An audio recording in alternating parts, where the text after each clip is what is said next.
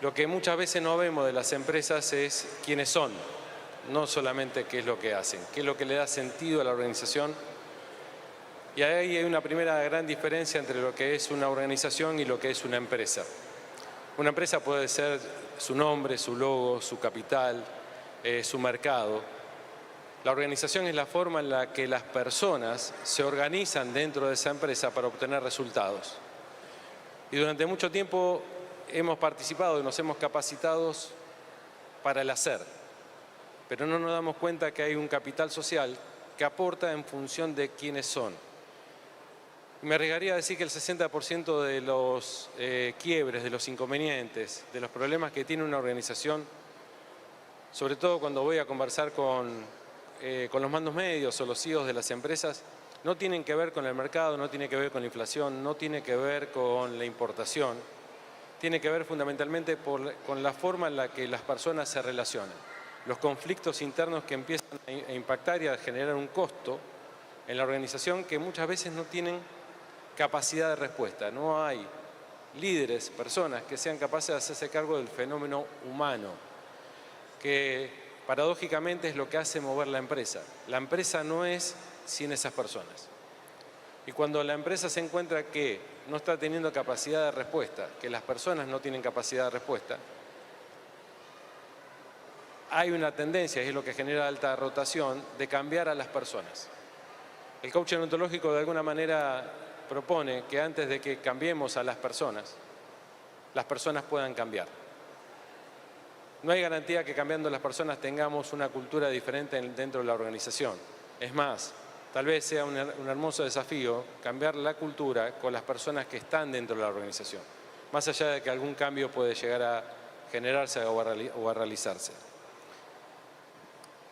Nosotros venimos en representación de una escuela que es el CEOP, pero trabajamos mucho, en mi caso con mi esposa, inclusive mañana vamos a estar viajando a Charata para trabajar en una empresa de agro, pero trabajamos también en algunas empresas como La Serenísima, hemos trabajado en empresas como Michelin, donde en empresas PYME, en empresas familiares, que el eje más allá de la magnitud de la empresa sigue siendo más o menos el mismo que tiene que ver con las personas dentro de las organizaciones, con la manera que tienen de conversar.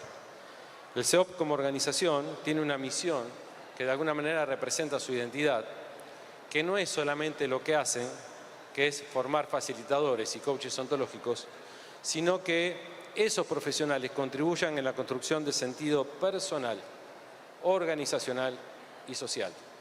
De fondo, estamos comprometidos con una transformación social, pero no abordando directamente la transformación social como algo que podemos abordar prescindiendo de las personas que integran esa sociedad.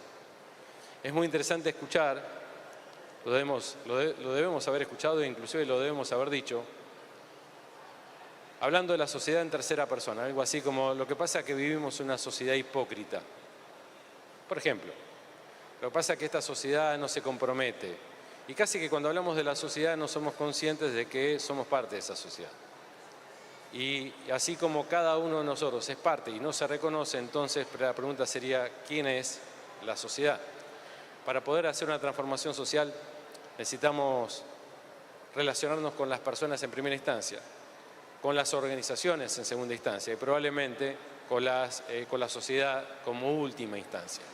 Cuando hablo de organización puedo estar hablando, como dije recién, de La Serenísima, puedo estar hablando de una pyme, puedo estar hablando de una empresa familiar y también puedo estar hablando de una familia. En este contexto vamos a hablar más que nada de las empresas y organizaciones, pero tranquilamente podría aplicar también a las familias como organización.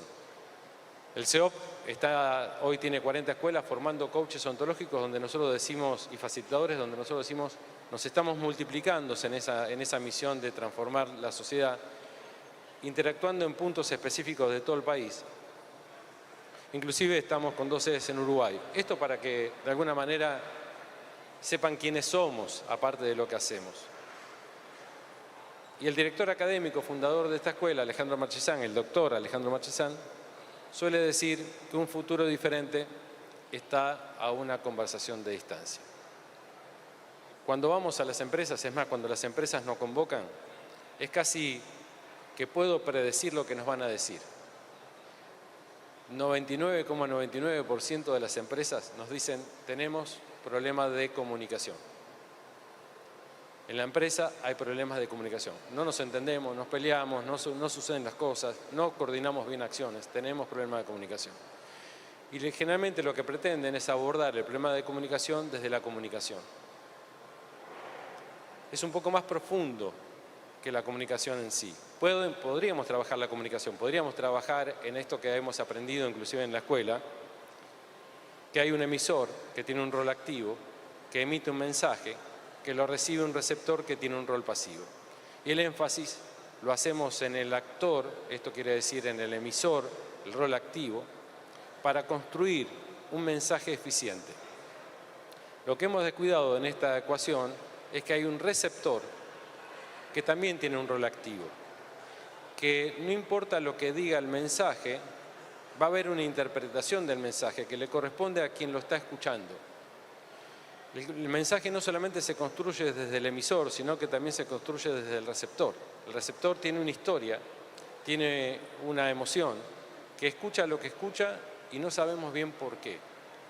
Probablemente no podamos solucionar el problema de la escucha. Probablemente no podamos solucionar el problema del mensaje. Probablemente nos tengamos que hacer cargo del fenómeno humano que sucedió hace miles de años y va a suceder dentro de 1000 años más. ¿Por qué? Porque el ser humano no es una simple computadora o dos computadoras, que una emite un mensaje y el otro lo recibe tal cual.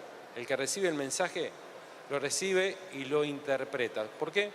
Porque los seres humanos somos seres interpretativos. Imagínense, solamente jugando un poco con algún ejemplo, que media hora antes o una hora antes o 2 horas antes de esta presentación, Ince, la organizadora, o Francisco, que está acá sentado, me manda un mensaje de texto, cortito, para no confundir el mensaje, bien concreto. Y me pone, ¿venís? Podríamos decir que en términos de mensaje no hay ninguna dificultad. El mensaje es corto y pregunta una sola cosa. ¿Cuál es? Si vengo. Y la respuesta también debería ser bastante corta en términos de mensaje y podría ser sí o no, o estoy demorado, o podría ser bien corto. Pero no sería extraño recibir una respuesta de este tipo. ¿Alguna vez no fui? ¿Vos creés que yo no tengo ganas de ir? ¿Alguna vez te fallé? Y no tiene nada que ver con la pregunta, no tiene nada que ver con la intención de la pregunta, sino que tiene que ver con quien escucha y fundamentalmente su historia. Lo que está sucediendo a veces en las organizaciones es que no tenemos competencias para hacernos cargo de las conversaciones. Es más, podríamos decir, no hay competencias conversacionales. Y para ir a las competencias conversacionales tenemos que ir bien a fondo. Y cuando digo de ir bien a fondo, estoy hablando de la cultura organizacional, que está atravesada por la cultura local. No es lo mismo la cultura acá en Chaco que en Neuquén, que en Buenos Aires. No es lo mismo la cultura, y se los puedo asegurar ahora que estoy visitando el sur de Uruguay, no es la misma cultura en Yung o en Mercedes, Uruguay. Hay una cultura específica en cada lugar y dentro de la organización una cultura más específica todavía. No sé si se estila acá, pero en Buenos Aires sí, de hacer encuestas de clima laboral.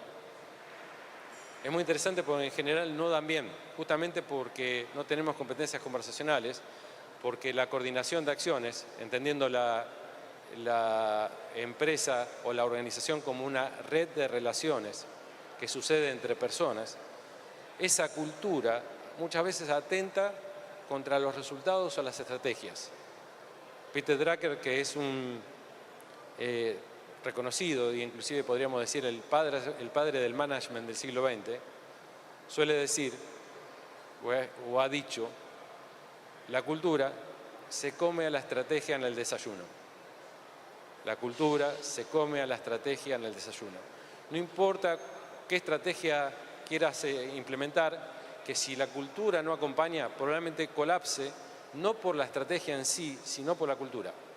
Aquellos que han querido en su empresa incorporar tecnología, un ERP, un CRM, inclusive nuevas tecnologías como pasó acá en términos de steel frame o como pasa ahora con las energías renovables, todo es cuestionado, en principio simplemente porque es nuevo, porque es diferente, porque nunca se hizo así. Si pudiéramos empezar a revisar primero la cultura, probablemente podríamos aceptar y tener éxito en muchas estrategias. El CRM muchas veces no fracasa por el CRM en sí, sino porque las personas se rehúsan a abandonar la manera clásica, histórica de trabajar. Inclusive, ¿saben cuál es la excusa? Que siempre trabajamos así y siempre dio resultado. Y podríamos decir, es cierto, pero nos está poniendo un techo, nos está poniendo un límite y estamos queriendo romper ese techo, expandir ese límite. Y si no cambiamos la cultura, probablemente no podamos cambiar o no podamos atravesar ese techo. Hay una escritora brasileña que se llama Clarice Lispector, que hace una declaración, una persona muy culta, muy estudiada, que tiene pensamientos que son hermosos, que cuando vos escuchás esto vos decís, no lo puede estar diciendo ella. Sin embargo, es una declaración muy poderosa que dice algo así como, yo sé de muy poco. Punto. Y sigue, pero tengo a mi favor todo lo que no sé. Todo lo que no sé es mi anchura, todo lo que no sé es mi posibilidad. De alguna manera dice, lo que sé es un patrimonio que ya poseo, e inclusive que no tengo problema en conversar, en discutir, porque nadie me lo puede arrebatar. Lo que sé es mío, pero ahí ya alcancé, con lo que sé ya alcancé el techo de mis posibilidades. Y puedo atravesar ese techo, no está con lo que sé, está con lo que no sé. Ahora, ¿dónde está lo que no sé? Lo que no sé en general lo tiene el otro. Ahora, ¿quién soy conversando con el otro? ¿Quién soy conversando con el otro cuando el otro trae una idea diversa o inclusive adversa? En general te puedo contestar esa pregunta. Somos personas que resistimos. Resistimos todo lo nuevo, resistimos todo lo diferente, resistimos en definitiva la posibilidad de atravesar los techos en los que estamos. Y tenemos una relación con la diversidad de boca para afuera diferente a la de boca para adentro. De boca para afuera nos llenamos la boca de la diversidad. Es más, he escuchado líderes, gerentes, mandos medios, que dicen algo así, mira, acá lo que nos interesa es que todos participen, que todos propongan, que sean proactivos. Y la gente se entusiasma con eso, porque a todos nos interesa y nos gusta involucrarnos. De hecho, es la forma en la que tenemos de comprometernos. Esta famosa frase, queremos que te ponga la camiseta, no es algo físico que puedo ir y ponerme.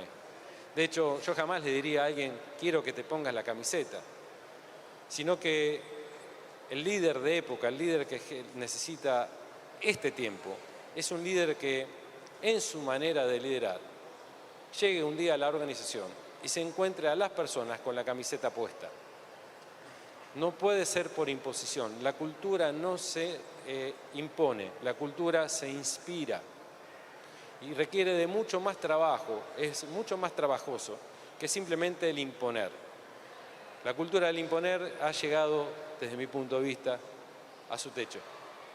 Necesitamos tener líderes que cumplan por lo menos con 2C, le llamo las 2C del liderazgo efectivo. La capacidad de convocar, cuando el líder llama, la gente responde, y de conmover, pero no conmover como a veces lo entendemos desde lo emocional, sino conmover, mover con, que cuando el líder convoca y llama, el equipo responde, se mueve con el líder, entendiendo el líder que es uno más del equipo, con una responsabilidad diferente. Ya no es una cuestión de jerarquías. El gerente no tiene una jerarquía, el gerente lo que tiene es una responsabilidad dentro del equipo diferente a la de otros miembros del equipo, pero es parte del equipo. Y hay una cultura que puede escucharse al gerente decir, cuando los resultados aparecen, fantástico, el equipo es fantástico y menos mal que estoy yo que logro estos resultados.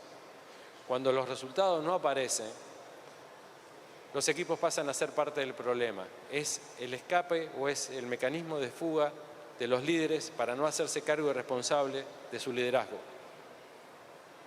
Necesitamos líderes que se puedan hacer cargo de ese liderazgo y que consideran al equipo cuando los resultados no aparecen, como parte de la solución y no como parte del problema. Es una nueva era de liderazgo.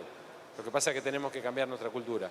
Y volviendo al clima laboral, si alguno de nosotros quiere cambiar el clima laboral en nuestra organización, lo que hay que conversar y lo que hay que trabajar es la cultura organizacional.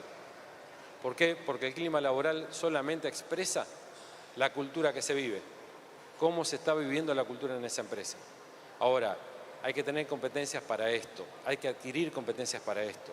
No solamente competencias para trabajar, hacer y tener resultados, sino competencias para poder entender el fenómeno humano y a las personas que en definitiva son las que generan los resultados.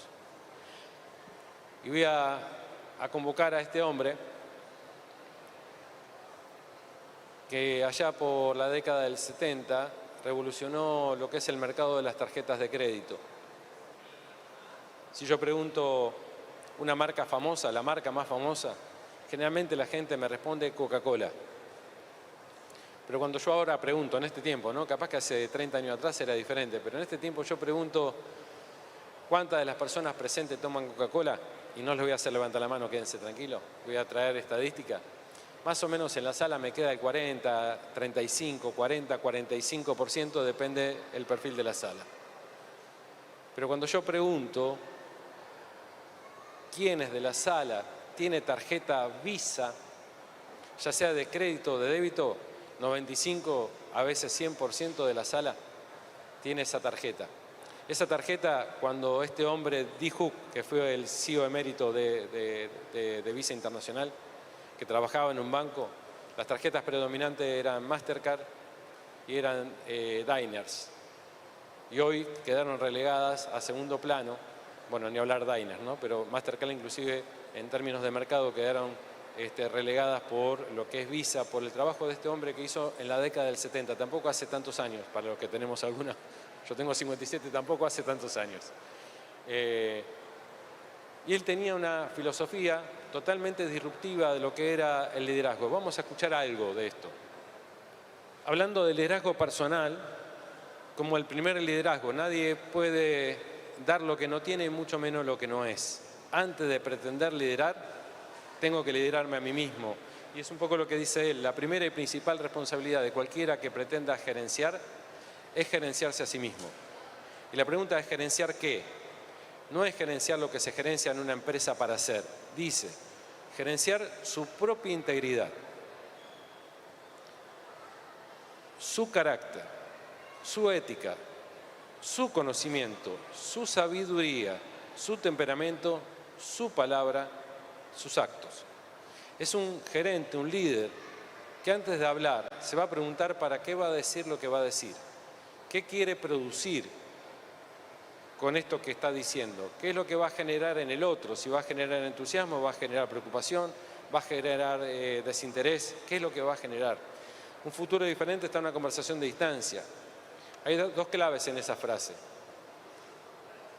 Una es lógica, la conversación, capacidad y competencias conversacionales, pero la otra, que no siempre está claro, y puedo traer miles de ejemplos de empresas donde hago esta pregunta, tiene que ver con el futuro diferente. ¿Cuál es el futuro para el cual estamos conversando? Muchas veces estamos conversando sin tener en claro para qué. ¿Qué es lo que queremos lograr? Y no solamente a corto plazo, no solamente en la escena de esta película, sino en la película completa. Para poder ver, en las palabras de Morán, el todo y las partes. Un líder de este tiempo tiene que tener la capacidad de conocer la película completa, el todo, y la parte. Donde te perdiste la parte, va a impactar, puede impactar el todo. Y donde solamente ves la parte, te podés perder la posibilidad de la sabiduría que necesitas para saber si esta batalla merece ser peleada, si esta batalla merece ser superada, si esta batalla merece ser considerada o no, porque por ahí a la luz de lo que es el todo no vale la pena. Cuando vos te encontrás con un empleado que te dice algo así, che, al final no hago nada bien, es porque constantemente le estuviste marcando solamente la parte. ¿Y qué parte? La negativa. ¿Y saben por qué pasa esto también? porque fuimos educados de esa manera. Fuimos educados y nos educaron remarcándonos constantemente los errores. Y creemos que la forma en la que las personas mejoran es marcándole los errores. Y lo hacemos casi naturalmente porque tampoco hemos aprendido a liderar. Nos han puesto de líderes por el hecho de tener una carrera tal vez y un desarrollo o ciertas competencias o éxitos en alguna función del hacer, pero no del ser. Voy a poner un ejemplo. Una empresa francesa con sede también en Argentina me convoca porque hicieron encuesta de clima laboral, y había una persona que le había dado mal 2 años seguidos. Y esta empresa francesa le daba mucha importancia a lo que es la gente, y sobre todo en términos de liderazgo. Esta persona ocupaba el rol de gerente financiero. Llegó a gerente financiero porque era un excelente contador, y como contador, esto pasa a veces solamente en Argentina, ¿no? En cualquier parte del mundo el gerente más importante a que se le da más atención es el gerente comercial. ¿Por qué? Porque en definitiva es el que hace mover la rueda, aunque obviamente gerencia de ventas hace que, y todas las gerencias hacen que la integridad sea rentable. Pero en Argentina se dio la particularidad que el gerente más importante en los tiempos, sobre todo de importación, de inflación y demás, pasó a ser el financiero. Entonces me llama la CEO de esta empresa en Argentina y me dice: Hugo, mirá, esta persona está teniendo problemas con la gente. El problema no lo tiene como contador, el problema lo tiene como gerente. Y lo tiene en relación con la gente. Y en Francia me están pidiendo que dé respuesta, y la respuesta que le estaban pidiendo era básicamente que lo saquen. Y yo no puedo sacar a este gerente porque otra persona, otro gerente financiero que entienda la complejidad de esta organización, nos va a llevar mucho tiempo. Entonces quiero que trabaje con él para ver si puede de alguna manera corregir esto que ellos consideraban que estaba mal. Cuando empecé a hablar con él, claro, tenía competencias como contador, no son las mismas competencias que necesitas para relacionarte con la gente, no son las mismas competencias que necesitas para liderar. Y él no sabía liderar. Lo único que sabía era lo que hemos aprendido culturalmente: mandar y después chequear que lo que haya mandado a hacer, la orden que haya dado, se haya cumplido. Y cuando no se cumple, accionar de los 3 tipos de poderes que nosotros conocemos y actuamos sin haberlo aprendido explícitamente, pero sí implícitamente. ¿Saben cuáles son? Poder coercitivo, que es el poder de la fuerza. El poder jerárquico, que es el poder de la jerarquía, el poder de la posición. Y el poder económico. Y esto pasa en la empresa como en casa con nuestros hijos. Poder coercitivo no necesariamente es el golpe, aunque a veces se ejecuta, pero puede ser un portazo, puede ser un grito. El poder jerárquico, que en la empresa yo soy el gerente, soy el que decide, así que punto, no se habla más. Yo decido cuando se termina la conversación y cuando no. Si se hace lo que yo digo, vos estás para trabajar, no para pensar. Esos son poder jerárquico. Y el poder económico, poder jerárquico en casa, ¿qué sería? Soy tu papá, se terminó la conversación. Soy tu mamá, se acabó la conversación. Hasta el hermano mayor sube. Se pone en una jerarquía, ¿no? Soy tu hermano mayor, se hace lo que yo digo cuando no está mamá o papá. El poder económico, que tiene una particularidad que va por el lado de la amenaza en general, porque podemos decir, si no trabajás, si no conseguís los resultados, siempre tu trabajo está en riesgo y pensá cómo vas a mantener a tu familia. Eso es poder jerárquico y económico.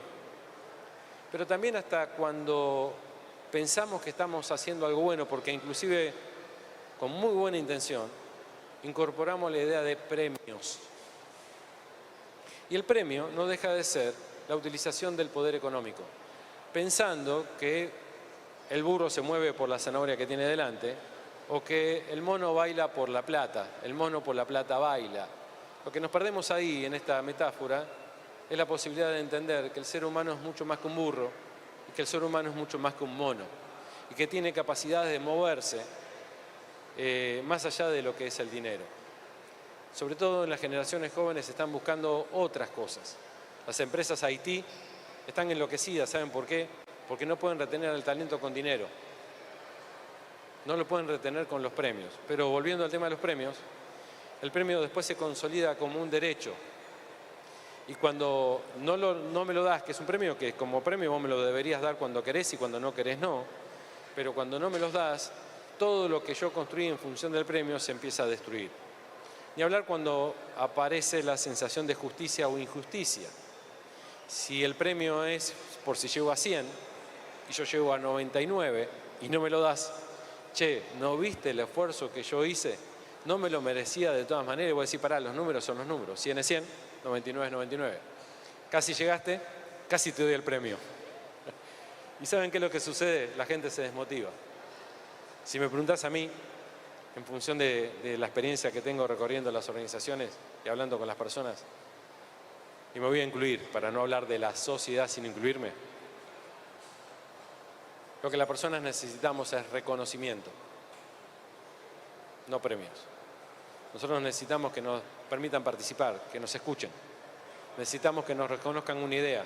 Necesitamos sentirnos importantes en la organización en la que somos partícipes. Y es mucho más barato que el premio, pero no lo sabemos dar. De hecho, no lo queremos dar.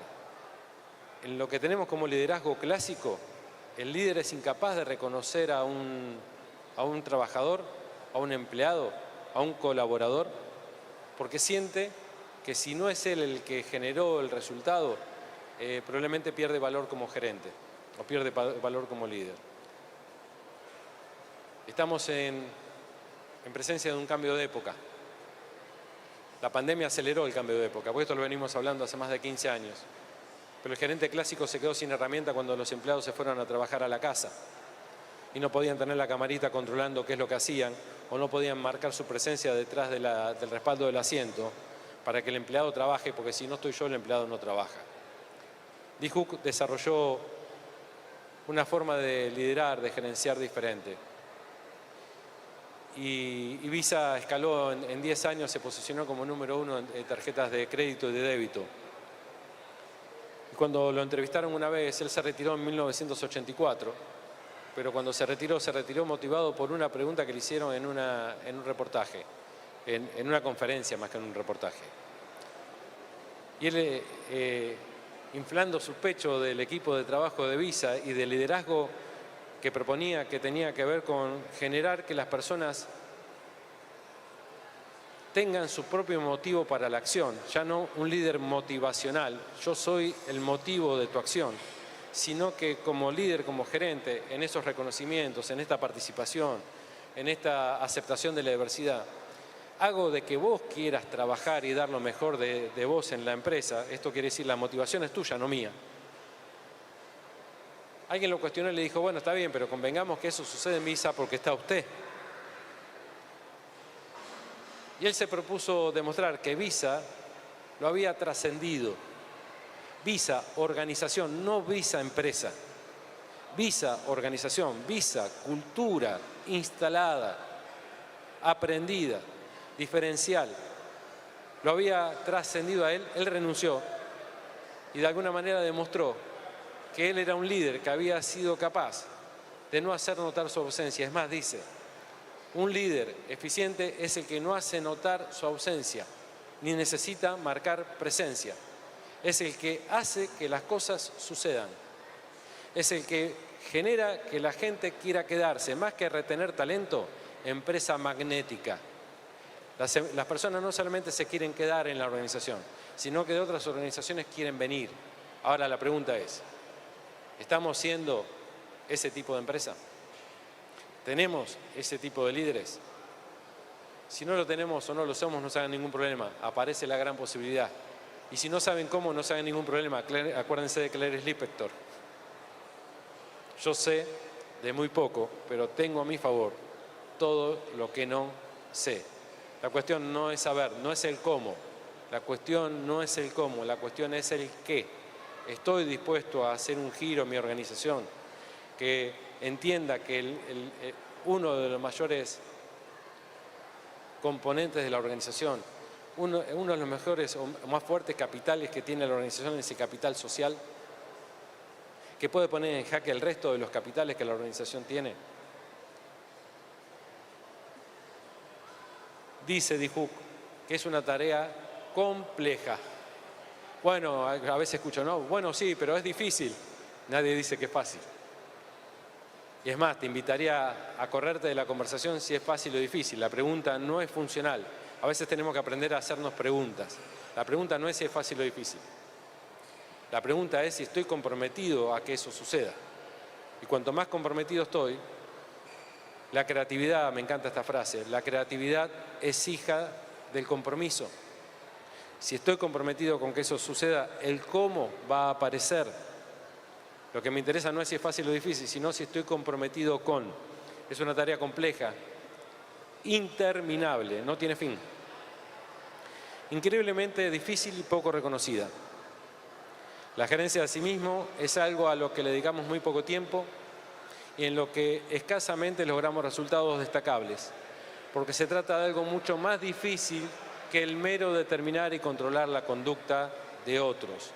Es muy fácil para el estilo de liderazgo que nosotros vemos en nuestro país, la zona. Es mucho más fácil controlar el comportamiento del otro que el trabajar con uno mismo. Esta frase es fundamental y es rara. Dice, sin gerenciarse a sí mismo, nadie está en condiciones de ejercer autoridad. Nadie está en condiciones de ejercer autoridad si no es capaz de gerenciarse a sí mismo. Es más, dice, no importa cuánta autoridad le sea conferida, cuanto más autoridad le sea conferida, más peligros resultan. Y acá hay una idea de autoridad que también hay que revisar, culturalmente. ¿Sabes qué pasa? A mí la gente me respeta y a mí me da ganas de decirle, acá la gente te tiene miedo, no te respeta. Y te tiene miedo porque desde la autoridad delegada por la organización, puede ser un gerente general, por la autoridad que te delegó una organización, usaste los 3 tipos de poderes que mencioné hace un rato. Y en la organización lo que hay como emoción predominante es el miedo. Y guarda que estoy hablando de Coca-Cola, estoy hablando de una pyme, estoy hablando de una empresa familiar y estoy hablando de la familia. La emoción predominante para que las cosas sucedan, para tener todo controlado, es el miedo. Y cuanto más autoridad tengo, más peligros resultan. ¿Por qué? Porque ejerzo la autoridad con esos 3 tipos de poderes. Y vos me decís, bueno, entonces, ¿cómo es esto de la autoridad? Un líder, de hecho yo acá mismo, y cada uno de los que suben a exponer, lo primero que tienen que lograr es ganarse la autoridad conferida de la gente que está escuchando. ¿Es importante la autoridad delegada? Sí, por supuesto, porque si no, no puedo ejercer mi rol. Pero lo que más me importa es la autoridad conferida por el equipo que voy a liderar. Si el equipo no me confiere autoridad, yo voy a tener la única herramienta que tengo son los 3 tipos de poderes. Y tengo que aprender, tenemos que aprender, a lograr que nos confieran autoridad los equipos de trabajo. ¿Y por qué te la conferirían? Por 2 motivos. Primero, por lo que sabés, por supuesto. Tienen que ver en vos que sos una posibilidad. Y segundo, fundamentalmente, por tu manera de ser. He visto decenas de equipos de ventas que cuando el resultado no aparece, que tienen un objetivo y ven que ya no llegan, al último que se quieren encontrar en la organización es el gerente comercial.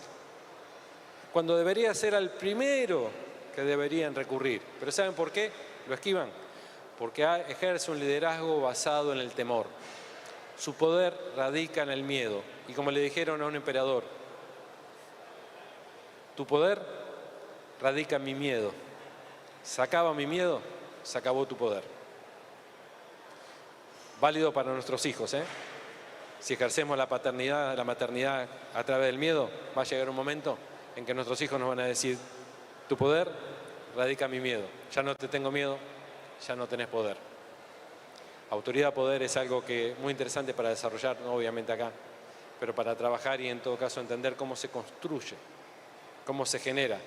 Y empieza por el respeto siendo líderes, entendiendo que soy líder de un grupo de personas como parte de ese equipo. Lo que lidero son personas y que tengo no jerarquía, tengo una responsabilidad diferente, indelegable, porque también están los líderes que de alguna manera descansan sus posibles errores en el equipo. Las decisiones, en definitiva, son mías, son mi responsabilidad. La mayor responsabilidad de los resultados, la mayor responsabilidad de la relación, de las relaciones, es del líder. Cuando el líder viene y te explica que su equipo es un fracaso, no se está dando cuenta que está tirándose un tiro en el pie. Está hablando del mismo, está hablando de su incapacidad para liderar. Considera a su equipo como parte del problema y no de la solución. La gerencia de sí mismo debería consumir la mitad de nuestro tiempo y lo mejor de nuestras habilidades. Y cuando nos dedicamos a ella, los elementos éticos, morales y espirituales resultan ineludibles. Hay conversaciones que necesitamos empezar a tener que no tienen que ver con el hacer y no tienen que ver con los resultados. Esas necesitamos tenerlas, y estas también. Las que tienen que ver con la relación personal, la que tiene que ver con los valores dentro de la organización, la que tiene que ver con la identidad de la organización que debería trascender a los miembros de esa organización en toda su línea de tiempo. Una vez me llamó un CEO y me empezó a contar cuál era la dificultad de la empresa. Y después que me contó todo el panorama y yo lo escuché, le pregunté, ¿a quién tengo que asistir? ¿A vos o a la empresa? Y se me quedó mirando porque hasta ese momento él pensaba que era algo fusionado, que él era la empresa. Y después pudo entender que no es lo mismo lo que la empresa necesita a lo que él necesita. De hecho, tal vez la empresa, en función de su identidad y sus necesidades, tenga muchas cosas que pedirle a él. Él no es la empresa. La empresa tiene su propia identidad. Obviamente, ¿quién se la da? Las personas. Él tiene mucho que ver con esta identidad, pero alguna vez se pensó o tuvo la posibilidad con sus socios de pensar quién es la empresa, cuáles son sus valores, cuál es la cultura que quiere vivir, dónde quiere estar dentro de 2 años. Un futuro diferente está en una conversación de distancia. ¿Cuál es el futuro? ¿Qué es lo que quieren que suceda? ¿Dónde quieren estar el año próximo? ¿Cómo evitar el devenir cultural que me lleva a vivir en un presente continuo? Te encuentro, Francisco, hoy y me contás dónde estás. No sabés, me quiero ir de esta empresa porque estoy cansado, porque... Te encuentro dentro de 2 años. ¿Qué haces, Francisco? ¿Cómo estás? Y acá ando, viste, en esta empresa, que me quiero ir, no la aguanto más. Te veo dentro de 10 años y me contás las mismas dificultades. Y lo que veo es una persona viviendo en el presente continuo, incapaz de generar nuevas realidades. Y esto lo veo en las empresas. Pasan los años y te cuentan los mismos problemas. Ni siquiera a veces tenemos la capacidad de renovar nuestros problemas. Sería interesante que empecemos a actuar conforme a lo que queremos que suceda.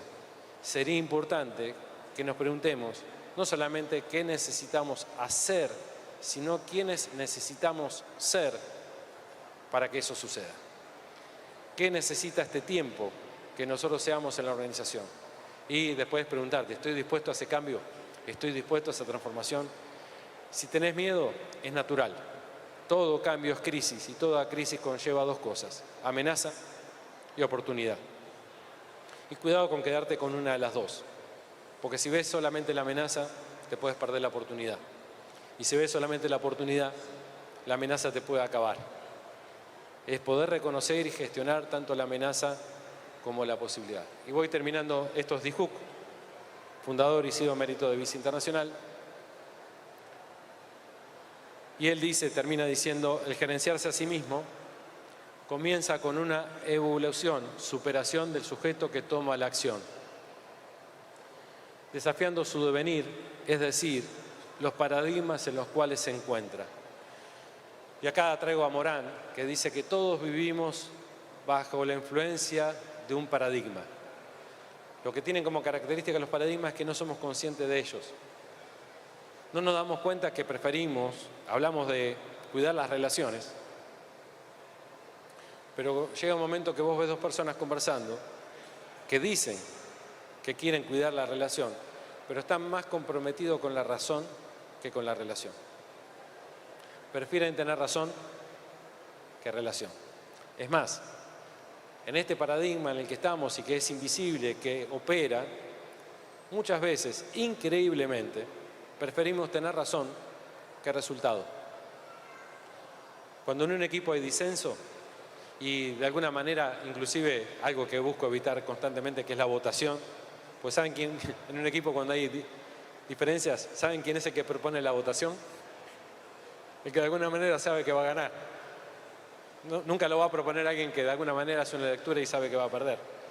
Y en un equipo que trabaja en conjunto, que trabaja juntos, puede ser un directorio. Si hay algunos que ganan la votación, hay gente que pierde la votación.